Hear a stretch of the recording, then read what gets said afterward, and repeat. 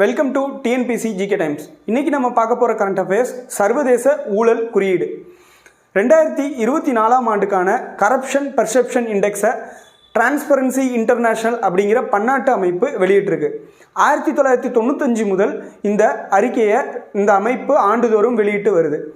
180 நாடுகளில் உள்ள பொதுத்துறை நிறுவனங்களில் ஏற்படுகிற ஊழலை இந்த அறிக்கை பட்டியலிடுது. இந்த கரப்ஷனை மெஷர் பண்ணுறதுக்காக 0 to 100 அப்படிங்கிற ஸ்கேல் மெத்தடை யூஸ் பண்ணுறாங்க. அதன்படி பார்த்தீங்கன்னா 0 புள்ளிகள் பெற்ற நாடு ஊழல் அதிகம் உள்ள நாடுகளாகவும் 100 புள்ளிகள் பெற்ற நாடு ஊழல் இல்லாத நாடுகளாகவும் இந்த பட்டியலில் வகைப்படுத்தப்பட்டிருக்கு. இந்த ஆண்டுக்கான பட்டியலில் 38 புள்ளிகள் பெற்று இந்தியா 96வது இடம் பெற்றிருக்கு. கடந்த ஆண்டு 39 புள்ளிகள் பெற்று இந்தியா 93வது இடம் பெற்றிருந்தது. இந்த அறிக்கையில் முதல் இடத்துல டென்மார்க் 90 புள்ளிகள் பெற்று முதல் இடத்துல இருக்குது. தொடர்ந்து 7 ஆண்டுகளாக டென்மார்க் முதல் இடத்துல இருக்குது.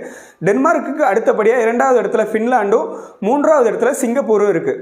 இந்த அறிக்கையில் கடைசி 3 இடங்களில் சவுத் சூடான், சொமாலியா, வெனிசுலா ஆகிய நாடுகளும் இடம்பெற்றிருக்கு. இது மாதிரியான இம்பார்ட்டண்ட்டான கரண்ட் அஃபேர்ஸை தெரிஞ்சுக்கிறதுக்கு நம்ம டிஎன்பிசி ஜிகே டைம்ஸ் சேனலை சப்ஸ்கிரைப் பண்ணுங்கள். தேங்க்யூ.